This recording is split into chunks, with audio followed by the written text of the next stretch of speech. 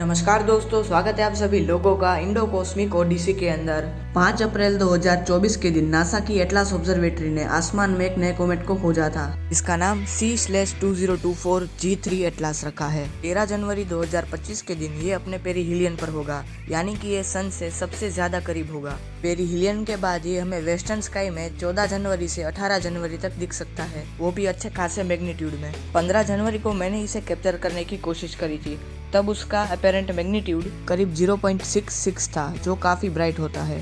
G3 atlas एक सन gazing comet है, यानी कि ये सन के काफी करीब रहेगा, इसीलिए सन की ज्यादा ब्राइटनेस के कारण हमें वो काफी फेड दिखेगा, भले ही उसका मैग्नीट्यूड माइनस में भी क्यों ना चला जाए।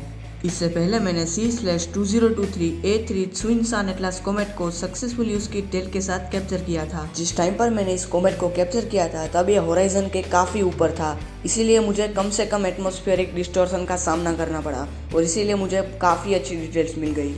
इस टाइम पर मेरे पास कोई भी टेलीस्कोप नहीं था, मोबाइल के प्रो कैमरा की मदद से ही मैंने सारी फोटोज को कैप्चर किया था। यहाँ पर आप इसका ओरिजिनल रंग देख सकते हैं। लेकिन आज मैं जिस कॉमेट को कैप्चर करने जा रहा हूँ उसे कैप्चर करना बिल्कुल भी आसान बात नहीं होगी, क्योंकि मैं जिस एरिया में रहता हूँ वहाँ पर लाइट पोल्यूशन और एयर पोल्यूशन दोनों ही काफी ज्यादा है। पेरिहिलियन के बाद जब भी हमें वेस्टर्न स्काई में दिखता है तब इसकी काफी छोटी विंडो होती है ऑब्जर्व या कैप्चर करने के लिए, इसीलिए सनसेट के बाद मेरे पास बहुत कम टाइम होगा इस कॉमेट को देखने के लिए।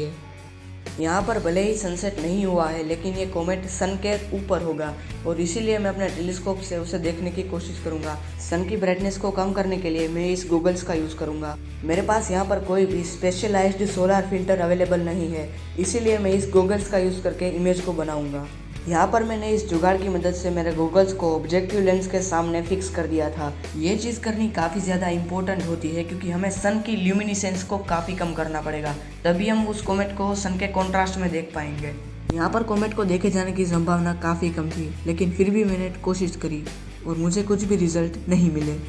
इवन तो अपनी आंखों से भी मैं उस कॉमेट को स्पॉट नहीं कर पा रहा था। पहले मुझे लगा कि ये सन की काफ़ी ल्यूमिनिसेंस के कारण हो रहा है, लेकिन फिर भी मैंने कोशिश करी। यहाँ पर सनसेट होने ही वाला था और कॉमेट की लोकेशन सूरज के करीब इतने ऊपर होनी ही चाहिए। मेरी लोकेशन का अपर होरिजन एटमॉस्फेयर भी काफ़ी पॉल्यूटेड है और जिस कॉमेट को आज मैं ऑब्जर्व कर रहा हूँ वो तो काफ़ी करीब है, इसीलिए इस कॉमेट को कैप्चर करना काफ़ी मुश्किल होगा।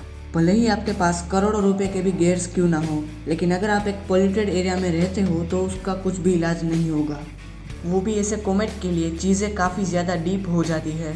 अब यहाँ पर मेरे लिए टेलीस्कोप से उस कॉमेट को कैप्चर करना बहुत मुश्किल है, इसीलिए मुझे अपने फ़ोन से ही उसे कैप्चर करना पड़ेगा। यहाँ पर मैं एक के ऊपर एक लॉन्ग एक्सपोजर्स लेने लगा था, वो भी मेरे इस जुगाड़ के साथ, क्योंकि अभी भी मुझे ऐसी उम्मीद थी कि अगर मैंने ल्यूमिनिसेंस को काफ़ी हद तक कम कर लिया तो कॉमेट मुझे दिख जाएगा, लेकिन ऐसा कभी नहीं हुआ।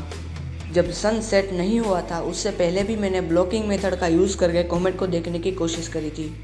ब्लॉकिंग मेथड क्या है और उसे कैसा यूज़ करना है उसके बारे में बात हम लोग आगे आने वाले वीडियोज़ में भी कर सकते हैं। टेलीस्कोप लगाने के बाद भी मैं उस कॉमेट को कैप्चर करने में अनसक्सेस रहा।